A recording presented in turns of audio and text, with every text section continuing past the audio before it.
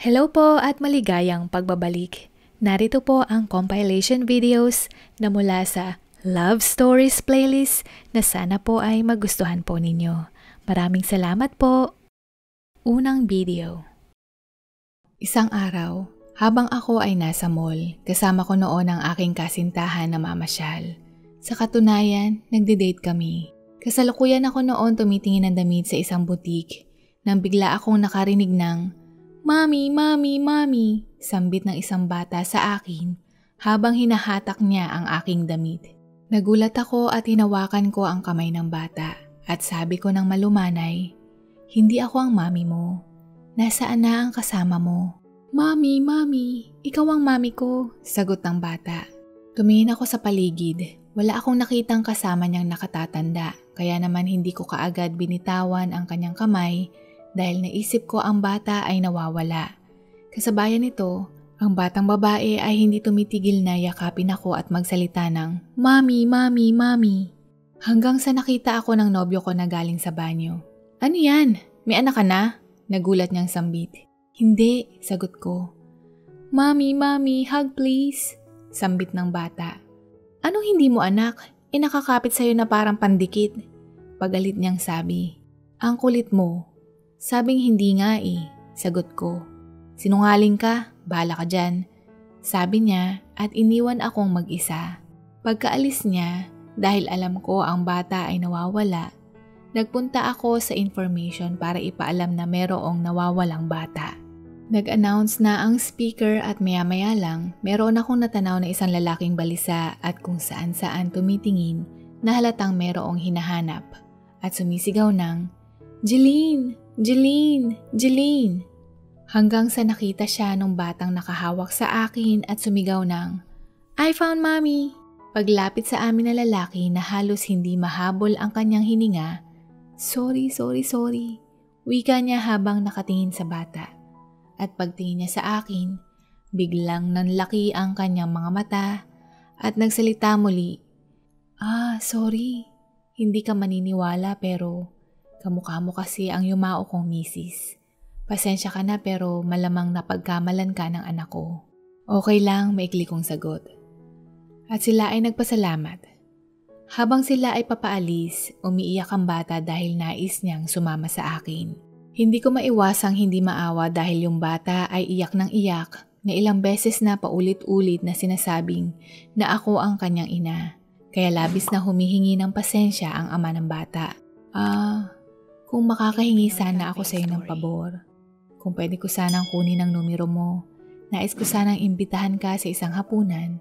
Masuklian ko man lang ang ginawa mo sa akin at ligtas si Jeline." Malumanay na wika ng ama ng bata. Sa mga oras na iyon, sa hindi ko maipaliwanag na dahilan o maaring awa sa bata dahil nakita kong umiiyak ito, ibinigay ko sa kanya ang aking numero. Siya ay tumango at sa kanya binuhat ang kanyang anak palayo na umiiyak pa din. Nung pagtalikod ko sa isip-isip ko, what a strange day. Dito na pumasok sa isip ko yung ginawa ng nobyo ko na bigla akong iniwan at napabulong ako sa sarili ko ng, walang hiya yun? Iniwan na lang ako basta. Kinabukasan nung binisita ako ng nobyo ko, humingi siya ng paumanhin dahil hindi niya pinakinggan ang paliwanag ko nung makita niya iyon. Ilang beses siyang humingi ng tawad at nagmakaawa. Naisip ko, simpleng hindi pagkakaunawaan ito. Kaya naman pinalampas ko at nung ikinuwento ko sa kanya ang nangyari, pagtapos nito, nagtawanan kaming dalawa. Makaraan ang higit sa isang linggo, nakatanggap ako ng tawag mula sa ama ni Jeline. Nakipagkita ako sa kanya kasama ang kanyang anak. Nung nagkita kami nung araw na iyon, ang laki ng ngiti ni Jeline sa muka. At nung mga sandaling iyon, siya ay nasa 4 na taong gulang na. Magmula ng araw na iyon, hindi lang isang beses kaming nagkikita. Nasundan pa ito ng ilang beses. Mabait, magiliw at bibo ang bata. Kaya hindi ako nahirapan na magustuhan siya at dumalo din ako ng kanyang kaarawan dahil inimbitahan nila ako. Sa mga panahong lumipas, namuo ang aming pagkakaibigan. Si Rafael na ama ni Jeline, si Jeline at ako. Sa tuwing nagkikita kami, Palagi ni Jeline hinahawakan ang kamay ko at madalas niyang sabihin sa akin kung pwede akong maging kanyang mommy. Pero alam kong ito ay pantasya lamang ng bata, kaya naman ngumiti lamang ako. Noong mga panahong iyon, ang kanyang ama ay mayroon ding nobya, kaya mas komportable din ako na magkaibigan lamang kami. Ang nanay ni Jeline ay pumanaw dahil sa cancer. Halos mag-iisang taon pa lang itong pumanaw nung nakita ako ni Jeline sa shopping mall noong araw na iyon. Dahil maliit pa si Jeline, mahirap itong ipaliwanag at hindi rin ito kaagad maintindihan ang sitwasyon. Kasabayan nito, ang nobyo ko madalas na nagrereklamo na bakit ko pa kinaibigan ang batang iyon. At siya ay nagsiselos lalo na kapag nagkikita kami. Palagi siyang nagrereklamo. Ang daming dahilan para lang awayin ako kapag galing ako sa labas dahil nakipagkita ako sa bata.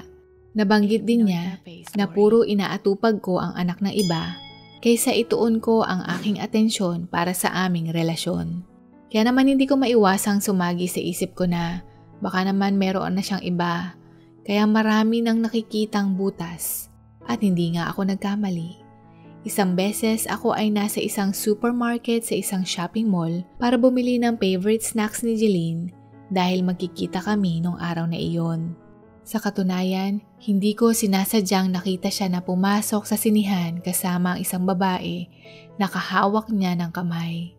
Bigong-bigo ang puso ko noong mga panahong iyon at itinuon ko ang aking atensyon kay Jeline noong mga sandaling iyon.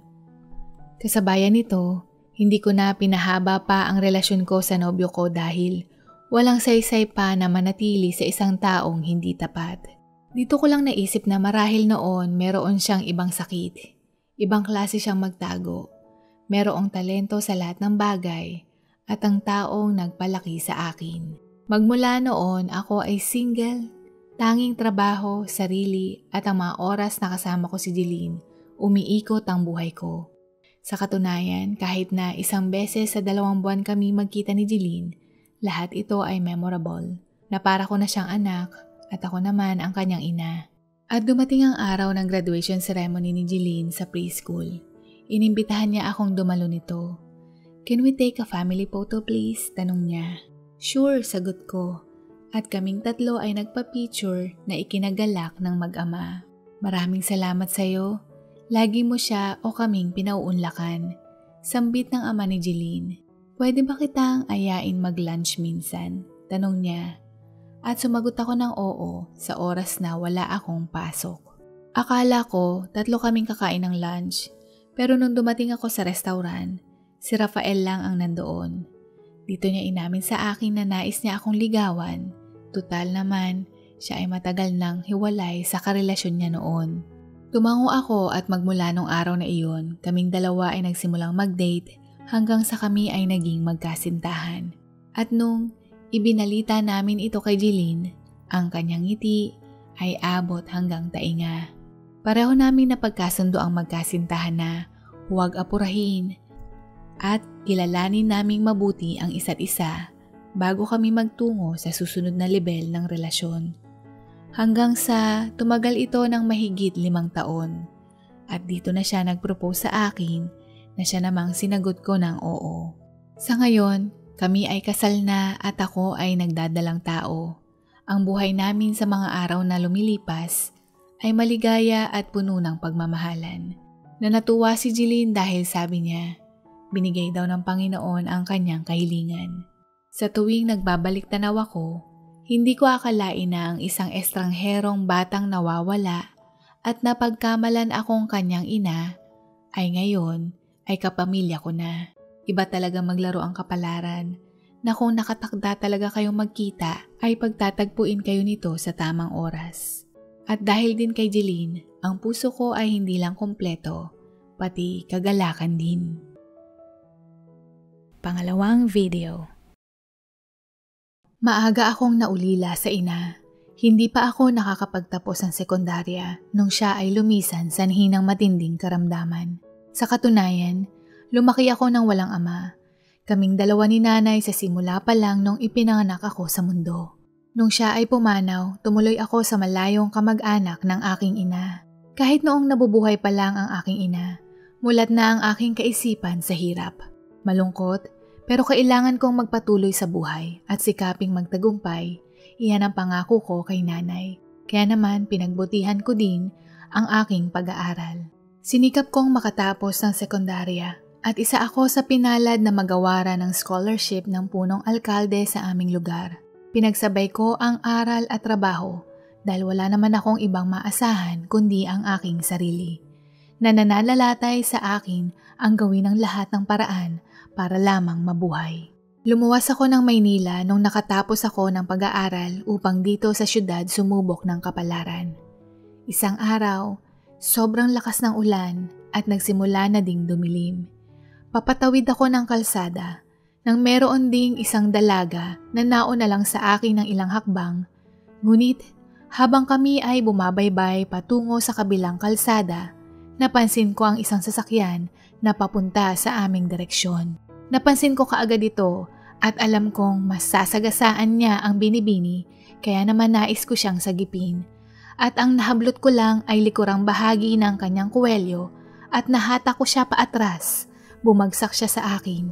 Ako naman ay napaatras at bumangga ako sa kasalubong na paparating na sasakyan. Awa ng Diyos, ang binibini ay hindi nasaktan. Pero ako nagkamalay na sa ospital. Ang huling memorya ko na ako ay nabangga ng kasalubong na sasakyan tsaka ako nawala ng malay. Nagkaroon ako ng pinsala na bali ang buto sa kanang bahagi ng braso, binti at 3 buto sa tadyang. Ang totoo nung pagising ko sa loob ng ospital, hindi yung sakit sa mga katawan ko ang iniinda ko, bagkos yung babayaran ko sa ospital. Ang braso at binti ko ay nakakas. Ngunit ang bali ko sa tadyang ay binalutan lamang ng benda. Kaya naman sa tuwing gagalaw lamang ako ng kaunti, matinding sakit o labis akong namimilipit sa sakit. Ni umubo, tumawa, umatsing o dumahak, hindi ko magawa dahil yung buto ko ay umaatake ng sakit. Kaya kahit na 24/7 ang kirot, mas nanaisin ko na sa inuupahan ko na lang na bed space ako magpagaling kaysa sa humiga sa kama ng ospital, na sa bawat paggalaw ng kamay ng orasan, pumapatak din ang naiisip kong babayaran ko. Subalit bigla itong nawala sa isip ko nang meron akong nakitang isang ginang na nakaupo sa gilid ko. At nung napansin niya akong nagising, tinawag niya kaagad ang doktor o nurse. Matapos akong suriin ng doktor, na natuklasan kong 2 araw na mula noong ako ay isinugod sa ospital at dito na rin nagpakilala ang ginang. Siya ang ina ng binibini na sinagip ko 2 gabi nang nakakaraan. Kaunting galos ang natamo niya at nasa maayos ang kanyang kalagayan. Hinawakan ng ginang ang aking kamay at nagpasalamat dahil sinagip ko ang buhay ng kanyang nag-iisang anak. Sinabi niya din na siya na ang bahala sa babayaran ko sa ospital bilang pasasalamat. Hindi ko napigilan na mapaluha dahil sa unang pagkakataon nakaramdam ako ng kaluwagan at bahagyang nakalimutan ang pag-aalala hingil sa mga gastusin. Malaking bagay na sa akin ang tulong nila sa pagpapagamot ko sa ospital, na pati ang physical therapy ay sila din ang sumagot. Sunod-sunod ang kanilang pagtulong dahil sa mga panahong ako ay hindi makagalaw. Sila din ang nagbigay sa akin ng pagkain. Sa ilang araw ako sa ospital at dito sila nagtataka kung bakit wala man lang akong isang kamag-anak na bumibisita. Kaya dito ko ibinahagi ang buhay ko na isa akong matagal ng ulila at nag-iisa na lang sa buhay. Batid kong nakaramdam sila ng awa kaya naman labis akong naiilang sa tuwing dadalaw sila sa akin. Na kahit ilang beses kong sabihin na may pakundangan na ayos lang ako, pero palagi din nilang sinasabi na ayos lang sa kanila at kulang pa daw iyon dahil buhay ang aking sinagip. Makalipas ang ilang buwan kong pagpapagaling, nagsimula akong magtrabaho sa kumpanya ng ama ng binibining sinagip ko. Sa mga panahong ding ito, kaming lahat ay nakilala ang bawat isa, mula sa binibini hanggang sa kanyang mga magulang. Aaminin ko sa mga panahong ding iyon, tila ba napalapit din ang puso ko sa dalagang nagngangalang Sienna. Na nung una ko itong marinig, sa isip-isip ko, napakagandang pangalan na nababagay sa kanyang kagandahan at estado sa buhay. Gayunpaman, Ang katangian nilang buong pamilya ay ibang-iba mula sa napapanood ko sa telebisyon at maging trato sa akin ng iba kong mga nakasalamuhang may pera. Sila ay mapagkumbaba, hindi nananapak ng tao, at pantay din ang tingin nila sa kapwa, anumang estado nito sa buhay. Akala ko may ilang ako na mararamdaman ko na malaking utang na loob ang kanilang pagtulong sa akin. Ngunit hindi ganoon. Sa katunayan, pinaramdam nila na pinapahalagahan nila ang ginawa ko at tagos sa puso kong nadama ang kanilang pasasalamat. Sumakto din ang panahon ng aking pagpapagaling at ako ay nakapag-aral sa pagsusulit upang ako ay makakuha ng lisensyang bilang accountant hanggang ako ay isa ng ganap na CPA. Magmula nung ako ay natanggap sa kumpanyang pag-aari ng ama ni Shena na naging daan upang mas lalo pa kaming naging malapit ng binibini. Madalas siyang magpunta sa kumpanya dahil siya ay nag-intern doon na kailangan niyang gawin upang siya ay makatapos ng kolehiyo. At pinagbuti at pinag-igi ko ang trabaho ko doon, hindi lang para ipakita sa kanila na ako ay karapat-dapat, maging sa sarili ko na ito na ang unang hakbang para matupad ko ang pangako kong tagumpay sa aking yumaong ina. Madalas kami ni Shen ang magkasabay na kumain ng tanghalian tuwing lunch break. Dito, napag-uusapan namin kung minsan ang tungkol sa kumpanya, kung minsan naman mga hilig o ang mga nais naming plano sa inaharap. Kasabayan nito, napapansin ko na nahuhulog na ang loob ko sa kanya. Lumipas ang ilang mga taon, iniibig ko na siya ng tahimik. Na masilayan ko lang siya, buo na ang araw ko. Na makasabay ko siyang minsan sa pagkain tuwing lunch break. Bonus na sa akin iyon. Hanggang sa isang araw, nagkataon na nakita ko siya sa isang mall. Dito ko siya inaya kung gusto niyang uminom ng kape. Pumayag naman siya, marami kaming napag-usapan at dito ko na din nilakasan ang loob ko na nais kong manligaw sa kanya. Shena, may itatanong sana ako. Kung papayagan mo ba ako na buksan ang iyong puso para kilalanin at bigyan ng pagkakataon na ipadama sa'yo na magiging tapat ako at mamahalin kita ng buong puso. Pagtatapat ko ng pag-ibig sa kanya. Ano man ang kanyang sagot, handa na ako, pero inaasahan ko ay tatanggihan niya ako. Nakita ko ang reaksyon niyang nagulat hanggang sa namula ang kanyang pisngi. At bigla niyang hinawakan ang kamay ko sabay sabing, Ramon, oo, pumapayag ako. Ako na yata ang pinakamasayang tao sa mundo nung araw na iyon. Magmula noon, palagi na kaming nagde-date, nanunood ng sine, kumakain sa labas at nagpupunta sa ibang lugar na nais niyang puntahan. Lumipas ang panahon, kami ay naging magkasintahan. Alam din ng kanyang mga magulang ang tungkol sa aming relasyon. At matapos ang ilang taon naming anibersaryo, nagpaalam ako sa kanyang mga magulang na kung papayagan nila akong maging kabiyak ng kanilang anak. Binigay nila ang basbas upang kami ay makasal at tinanggap nila ako sa kanilang pamilya. Ang lalaking nagligtas ng buhay ng anak ko? Sinong tangang magulang ang hindi sasang-ayon? Maswerte kami dahil ngayon kapiling pa din namin si Sienna. At batid naming hindi mo siya pababayaan. Wika ng aking biyanan. Masaya, maganda at maayos ang aming pagsasama. Sa tagal ng panahon, naranasan ko muli ang magdiwang ng Pasko at kaarawan na kasama ang pamilya. Bukas bisig nila akong tinanggap at mapabilang sa kanila. Mahigit na 2 taon matapos kaming ikinasal. Umuwi ako ng bahay isang gabi na pagod at hindi pa dumadating ang misis ko. Hanggang sa namalayan ko na lang na nakaidlip ako sa aming sala. Malalim ang aking pagtulog dahil nakaligtaan ko na may isinalang ako sa kalan. Nagpapakulo ako ng tubig para magluto ng instant noodles.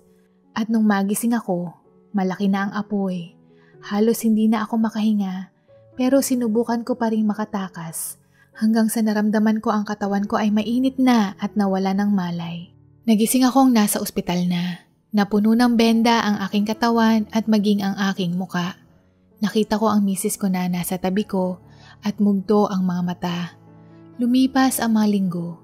Nung pwede nang tanggalin ang benda sa akin, nakita ko ang itsura ko na nakakatakot na maihahalin tulad ko sa isang halimaw. Hindi ko alam kung paano ko haharapin ang misis ko. Ang itsura ko, walang sino man ang magkakagusto na tingnan o pakisamahan ang isang tulad ko. Halos wala na akong tainga sa kanang bahagi. Sunog ang aking mga balat at wala na din akong buhok, walang kilay at hirap kong imulat ang aking kanang mata dahil yung balat ay magkadikit na. Kaya naman noong oras na umuwi kami sa tahanan ng aking mga biyenan, nagkulong ako sa kwarto. Hindi ko hinayaang makita ako ng aking misis dahil ayaw kong makita sa mga mata niya ang takot, awa at pagkamuhi. Kahit na ilang beses akong kinukumbinsi ng misis ko at mga biyenan ko na okay lang, aksidente ang nangyari. Pero hindi ko pa din maatim na ako din ang may kasalanan. Ilang buwan na ang lumipas, walang nagbago sa kilos ko. Kaya naman ang mga biyenan at misis ko, nagdesisyong pabayaan ako. Hinayaan nila akong bigyan ng panahon para maghilom ng kusa na hindi nila ako pinipilit. Nagising ako isang gabi, palabas na ako ng kwarto para kumuha ng tubig nung marinig ko sa sala ang aking mga biyenan at misis ko na nag-uusap. Bata ka pa, mukhang hindi na magbabago si Ramon, maigi pa na maghiwalay kayo. Wika ng biyenan kong babae. Hindi ko na po alam ang gagawin ko, Mami. Parang ang layo-layo na niya. Hindi ko siya nakikita. Ayaw niyang makita ko ang itsura niya. Hindi ko na din po kaya. Baka ito na lang po ang natitirang paraan. Sagot ng misis ko. Okay lang iyan, Iha. Wala pa naman kayong anak, makakahanap ka pa ng bago. At isa pa, bata ka pa naman.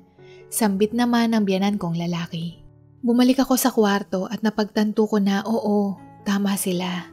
Sa ginagawa kong ito, mas lalo kong pinaparusahan ang aking misis. At nais ko siyang lumigaya, pero hindi ko na maibabalik pa ang dati kong itsura.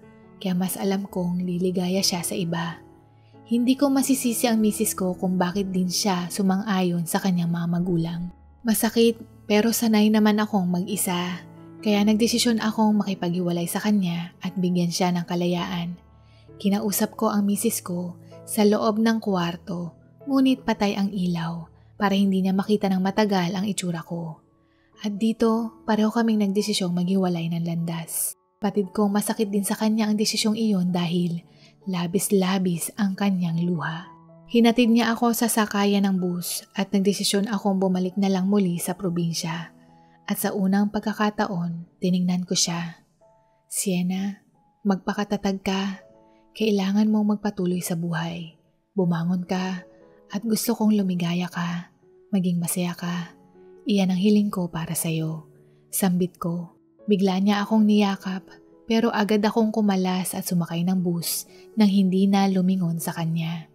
Nung nagsimula ng umandar ang bus, paulit-ulit kong naalala ang huling salita ko para sa kanya.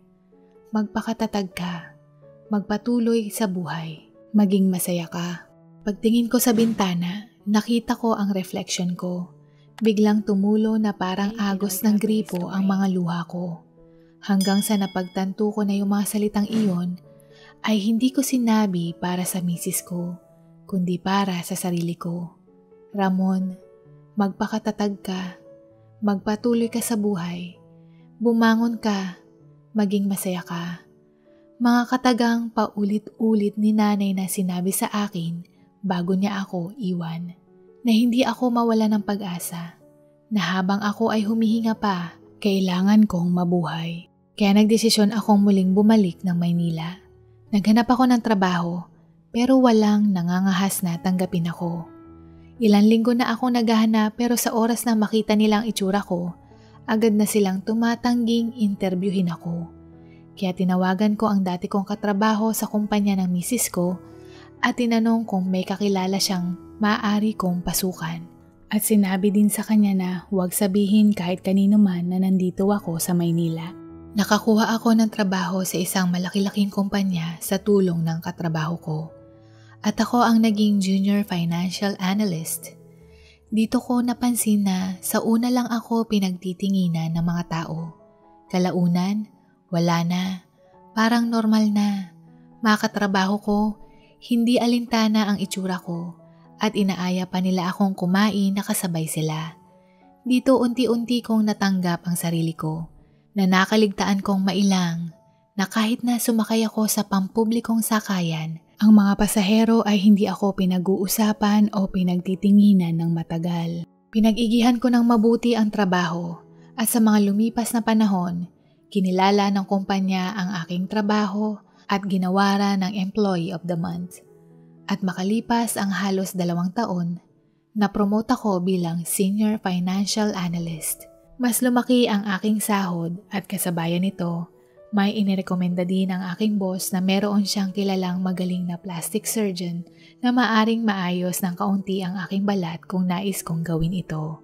Nagdesisyon akong gawin ito dahil mas nais kong manumbalik ang aking kumpiyansa sa sarili. Nung matapos kong makausap ang doktor, paglabas ko sa klinik, nagulat akong makita si Sienna sa labas at bigla akong nagsalita ng nauutal. Anong ginagawa mo dito? Maaari ba tayong mag-usap? Tanong niya. Tumango ako at nagtungo kami sa loob ng kanyang sasakyan. Pasensya ka na. Sambit ko pero pinigilan niya akong magsalita. Alam ko, hindi mo na kailangan magpaliwanag dahil alam ko ang bawat galaw mo. Sa tingin mo ba, tuluyan na kitang pinabayaan? Sa tingin mo ba, hindi tunay ang pagmamahal ko sa'yo at basta mo na lang akong hiniwalayan? Baka nakakalimutan mo ang pangako natin sa isa't isa. Sa hirap at ginhawa, di ba? Sabi niya at nagsimula na siyang lumuha. Nagawa niyang gawin iyon dahil kung hahayaan lamang nila ako, mas lalo lamang akong lalayo at baka maging huli na ang lahat. Kaya naisip ni Sienna na bigyan ako ng ideya para ako na mismo ang gumalaw. Kung magdesisyon akong tumira sa probinsya o gawin ang nais ko, nasa sa akin na iyon. Pero hindi niya matiis na magkulong lamang ako sa kwarto at habang buhay na sisisihin at pabayaan ang sarili ko.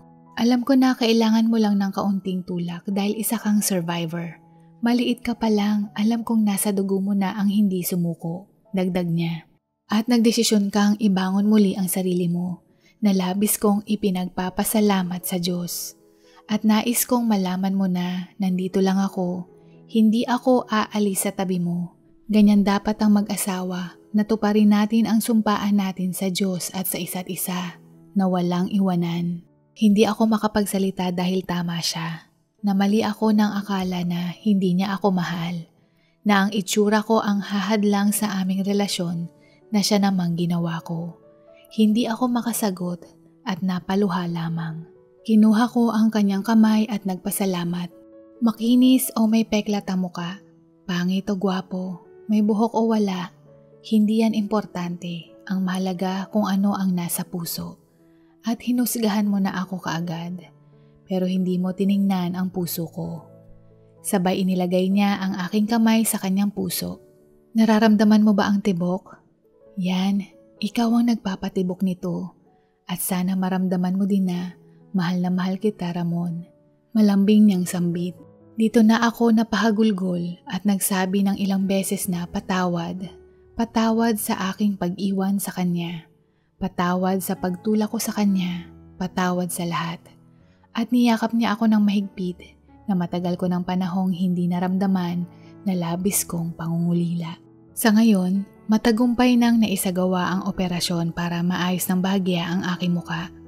Pinaghiwalay ang balat ko sa kanang mata para maimulat ito ng maayos. Nakasuot ako ng wig, hindi na sombrero para matakpan ang sunog kong anit. At yung sunog kong balat mula sa muka at leeg na ayos ng bahagya. Na sa bawat operasyon ko, lagi kong nasa tabi ang misis ko. Nasandalan ko na nagbibigay ng lakas sa akin. Nanumbalik muli ang aking sigla at natupad ko na din ang pangako ko kay nanay na maging matagumpay dahil maayos na ang aking buhay. Mayroong mapagmahal na misis, mabait na mga biyanan, at hindi lang iyan, nagkaroon din ako ng 2 supling, isang 2 taong gulang, at ang bunso ay nasa sinapupunan pa ni Sienna na sa darating na Disyembre masisilayan namin ang aming prinsesa. Sa tingin ko, ako pa ang mas sinagip ni Sienna kaysa ako sa kanya. Siya din ang nagturo at nagparamdam sa akin na kung minsan hindi ko kailangan sarilinin ang problema. na meron akong pamilyang masasandalan sa oras ng unos at sama-sama din namin itong malalampasan. Dito na po nagtatapos at sana po ay nagustuhan po ninyo ang mga kwentong ito. Hanggang sa muli, paalam at God bless po!